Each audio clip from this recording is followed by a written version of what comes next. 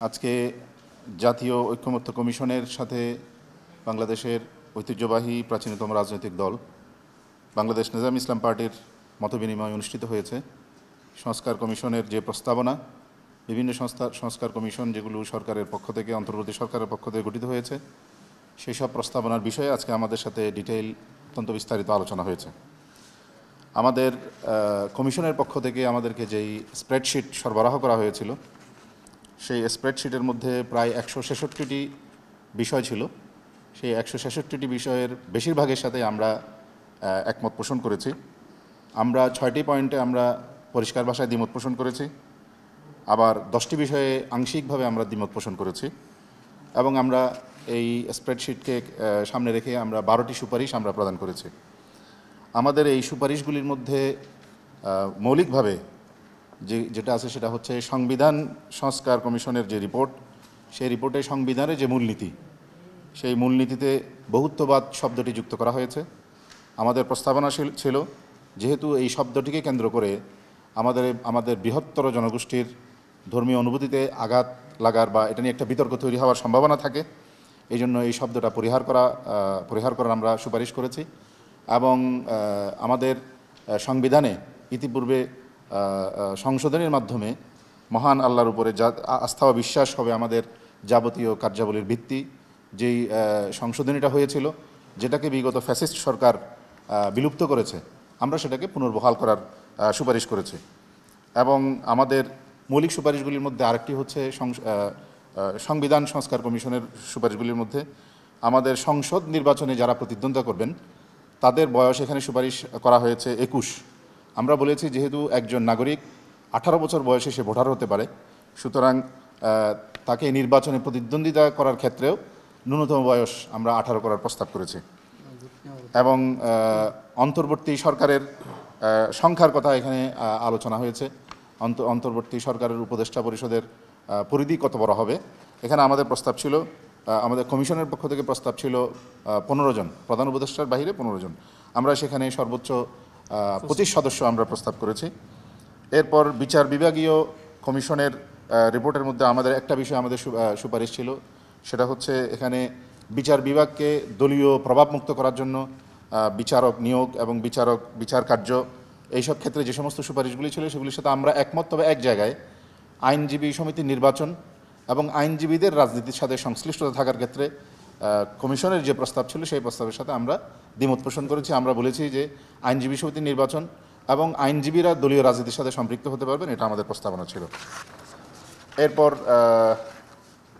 নির্বাচন ব্যবস্থা সংস্কারের ব্যাপারে আমাদের কয়েকটা সুপারিশ ছিল। তার মধ্যে একটা হচ্ছে সংসদের, আপনারা জানেন যে দুটি কক্ষের প্রস্তাব করা হয়েছে, একটা নিম্নকক্ষ আর একটি উচ্চকক্ষ। আর উচ্চকক্ষে প্রতিনিধির প্রস্তাব করা হয়েছে পিআর পদ্ধতিতে, আনুপাতিক হারে সদস্য নির্বাচিত হবেন। আমরা এই প্রস্তাবের সাথে একমত। তবে এই আসন বন্টনের ক্ষেত্রে কমিশন প্রস্তাব করেছিল 3%, অর্থাৎ ন্যূনতম কোনো সদস্য, কোনো দল, কোনো রাজনৈতিক দল 3% ভোট পেলে তখন তারা উচ্চকক্ষে আসন বন্টনের মধ্যে তারা একটা আসন পাবেন। আমরা সেখানে প্রস্তাব করেছি ন্যূনতম এই সংখ্যাটা 3% না করে 1% করার জন্য আমরা প্রস্তাব করেছি। এরপর তত্ত্বাবধায়ক সরকারের মেয়াদের ক্ষেত্রে আমরা প্রস্তাব করেছি 90 দিন হওয়ার। এটা নিয়ে আমাদের আলোচনা হয়েছে, কমিশনের পক্ষ থেকে 4 মাসের প্রস্তাব করা হয়েছে, আবার কোনো কোনো ক্ষেত্রে আমাদেরটার সাথেও তারা একমত পোষণ করেছেন। তো এটা আলোচনা সাপেক্ষে। এরপর জনপ্রশাসন সংস্কারের ক্ষেত্রে আমরা একটা মৌলিক প্রস্তাবনা দিয়েছি, যে প্রস্তাবটা আমাদের জাতীয় ঐক্য কমিশনের সম্মানিত সদস্যবর্গ ওনারা খুব আন্তরিকভাবে গ্রহণ করেছেন। সেটা হচ্ছে আমাদের স্থানীয় সরকার যে ব্যবস্থা, এই স্থানীয় সরকার ব্যবস্থাটাকে ঢেলে সাজানো এবং এটার মধ্যে একটা আমূল পরিবর্তন আনা। আমরা প্রস্তাব করেছি যে আজকে আমাদের যে স্থানীয় সরকার, এই স্থানীয় সরকারে ইউনিয়ন লেভেল এবং পৌরসভা লেভেলে, উপজেলা পর্যায়ে ইউনিয়ন এবং পৌরসভা লেভেলে যেই প্রতিষ্ঠানগুলি আছে, আমরা বলেছি যে এই প্রতিষ্ঠানগুলিকে বিলুপ্ত করে ওয়ার্ডকে আরেকটু শক্তিশালী করে এটার পরিধি বৃদ্ধি করে সরাসরি উপজেলার সাথে ওয়ার্ডকে সংযুক্ত করা, এবং উপজেলা সরাসরি ওয়ার্ডের সাথে সম্পৃক্ত হবে। ওয়ার্ডে যারা থাকবেন ওনারা কাউন্সিলর বলি আমরা বা কমিশনার বলি, যেটাই বলি তারা সেটা হবেন, তারা সরাসরি স্থানীয় সরকার কার্যের সাথে সম্পৃক্ত হবেন। ইউনিয়ন ব্যবস্থা এবং উপজেলা পর্যায়ে যে সমস্ত পৌরসভা ব্যবস্থা আছে এটাকে আমরা বিলুপ্ত করে আমরা পরামর্শ দিয়েছি।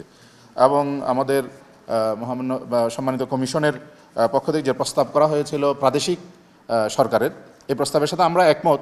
ওনাদের এই প্রস্তাবের সাথে আরেকটা অ্যাডিশনাল প্রস্তাব ছিল, 5টা মহানগরকে ওনারা ক্যাপিটাল সিটির গভর্নমেন্ট ব্যবস্থার কথা বলেছেন এবং এটাকে প্রাদেশিক সরকারের মর্যাদা দেওয়ার কথা বলেছেন।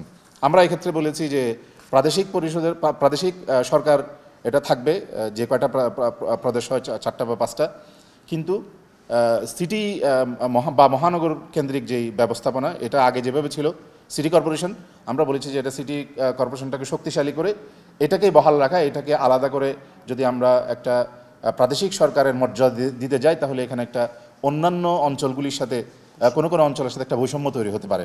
এই জন্য আমরা এই ব্যবস্থার সাথে দ্বিমত পোষণ করেছি। তো আর প্রতিটি ওয়ার্ডে একজন কাউন্সিলর নিযুক্ত করার আমরা পরামর্শ দিয়েছি, যেহেতু এখন ওয়ার্ড ব্যবস্থার মধ্যে গ্রাম পর্যায়ে, উপজেলা পর্যায়ে যে আমাদের প্রশাসন বা স্থানীয় সরকার, সেখানে ওয়ার্ডে সদস্য আছেন, মেম্বার আছেন, কিন্তু সেখানে কাউন্সিলর নাই, যেটা সিটি এলাকায় আছে। এক্ষেত্রে দেখা যাচ্ছে যে সিটি এবং গ্রামীণ ব্যবস্থার সাথে একরকমের একটা বৈষম্য হয়ে আছে। আমরা চাই যে এই বৈষম্য বিলুপ্ত হোক। নগদ পেমেন্টে 500 টাকা পর্যন্ত ক্যাশব্যাক আর লেনদেনে প্রতিদিন ডিপ ফ্রিজ এবং ঘন্টায় ঘন্টায় এসি টিভি সহ দারুণ সব গিফট।